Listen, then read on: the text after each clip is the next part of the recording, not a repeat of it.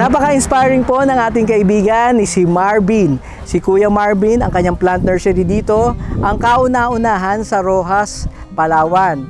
Ang kanyang kaalaman, namana pa sa kanyang mga ninuno na taga Talisay, Batangas. Ang kaalaman na ito ay talagang legit na plant nursery, no? Dahil ang seedlings capital ng Pilipinas ay ang Talisay, Batangas, kung saan lumaki, nakagihasnan ni Kuya Marvin ang kanyang pagtatanim. Di man siya nakapagtapos ng agrikultura, yan naman po ay mulat sa bata pa ay natutunan niya sa mga lolo niya pa.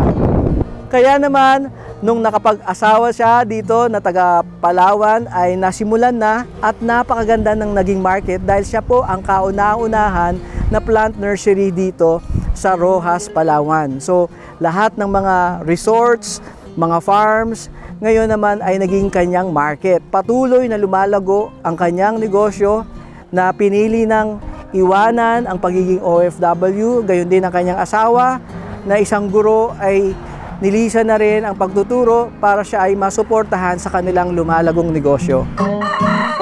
Panoorin ang full video sa ating YouTube channel, Agree sa Agri. Don't forget to follow, like, share, and subscribe.